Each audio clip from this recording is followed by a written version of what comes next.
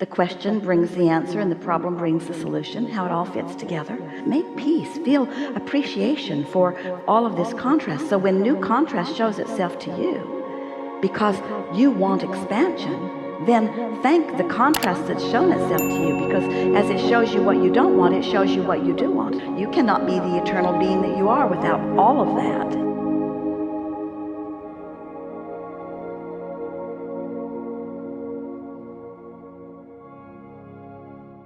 Always, when Esther has a new experience, we use the analogies of her life because they are so pertinent to her and usually to you as well. So we're going to tell you a few things that are going to awaken in you some things that you might be doing too. So in Esther's new house, it's quite big, far bigger than one person needs, but not one bit bigger than one person wants.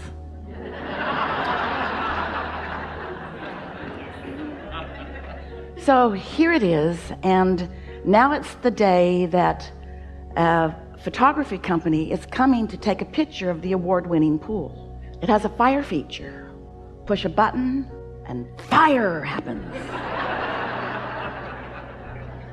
Esther was very eager. She had not seen the fire yet. She was standing inside. She took her place inside her living room, looking out across the pool. And when the fire came on, it was beautiful. But it made a sound in the attic, a sort of howling sound. Well, when something howls, there's usually something wrong. So she went outside and she said, might want to turn that off. I think the house is going to blow up. I don't know what's happening, but maybe somebody wants to go up in the attic and see. So someone went up in the attic and the gas line was straining. It was obvious. Well, that was not pleasing. And so the contractor came, a lot of people came, and began speculating what was going on. But the general consensus was there was not enough gas going to that fire feature.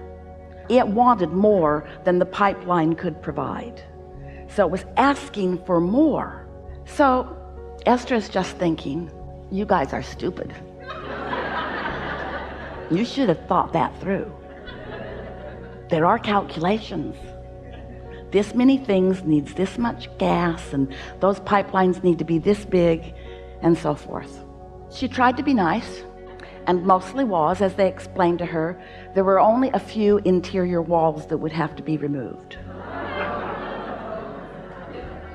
And Esther explained to them there were going to be no interior walls removed. Tear out the outside of the house, but don't mess with the inside of the house.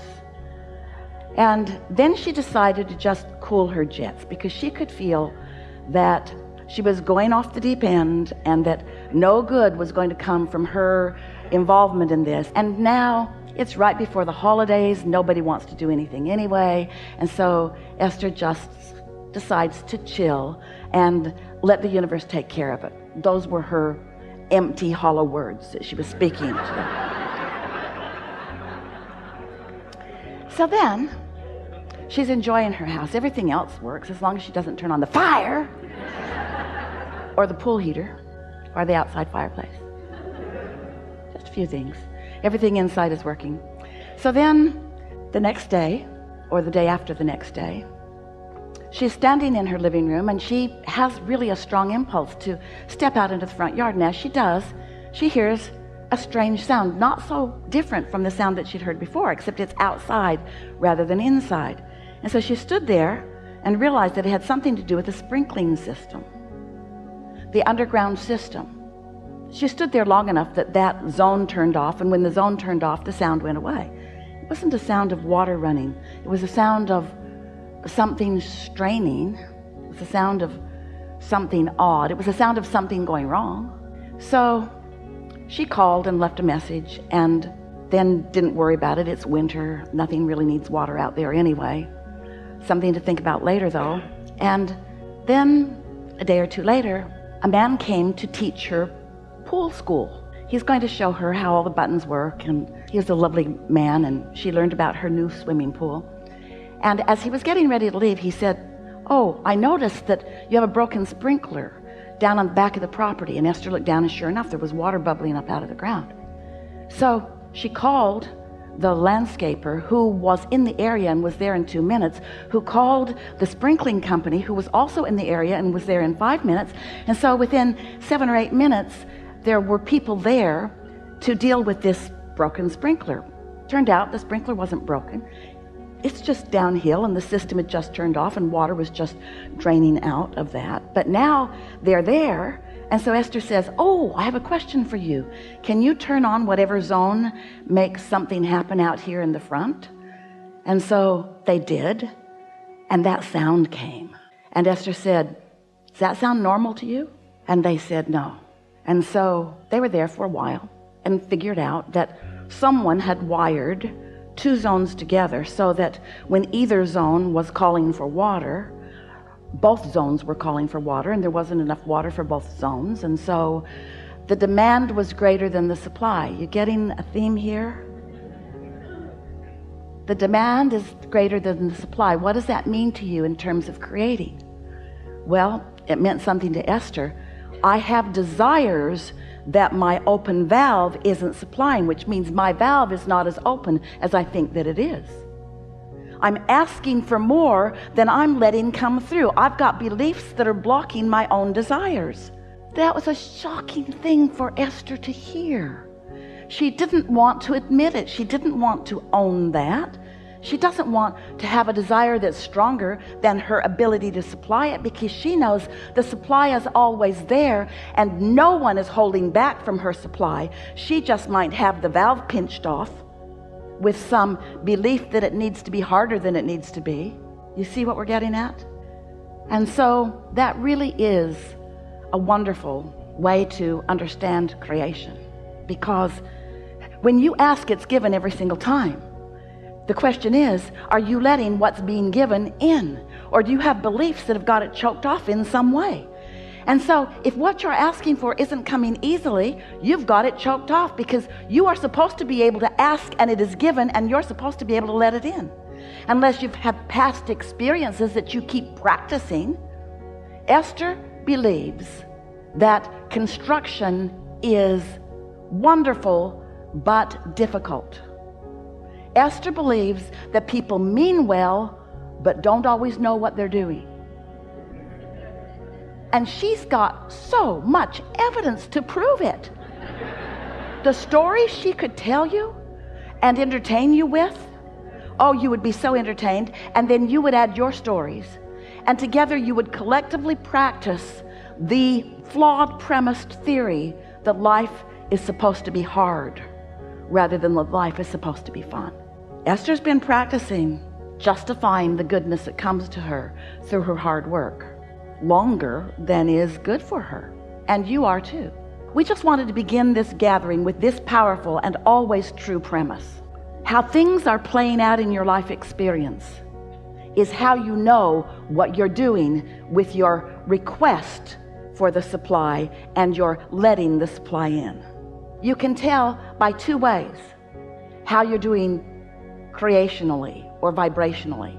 You can tell by the way you feel, which you sort of get used to feeling the way you feel, so you don't know you're even feeling it. When you feel valiant, what's that emotion? Valiant. What is it? Is that a positive emotion or a negative emotion? Really? That's you against the world? Really? That's positive? Oh yeah, I can wrestle you to the ground and kill you.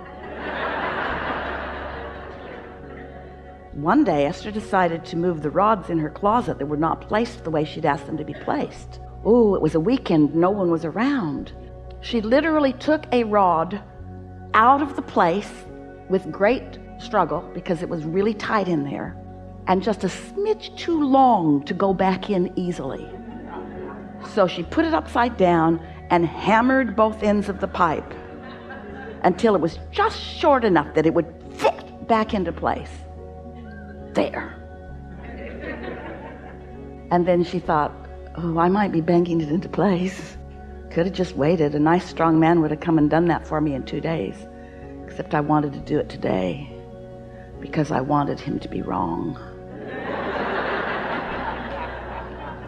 Told him it was too long. All 27 of them. Told him it was too long, but they know better. So we're sort of throwing Esther under the bus here a little bit, along with all of the rest of you, because we want you and Esther to give up your need to justify the good that comes to you through struggle. And when you give that up, then you will bring less struggle forward. And when you bring less struggle forward, you'll be cleaner in your now. And when you're cleaner in your now, then things will unfold more easily for you. And so today, let's just talk about your desire, which is your demand. And we mean that in the nicest way. Your request from the universe for universal energies, the energy that creates worlds, to flow through you toward whatever you want. That's the deal you made when you came. You said, I'll go, life will cause me to know what I'm asking for. And when I ask, Source will provide everything that is required for the accomplishment of what life has caused me to know that I want. That's how it is. And then there's one more little thing. In other words, that's step one. And that's step two. You ask, Source supplies. Then there's step three.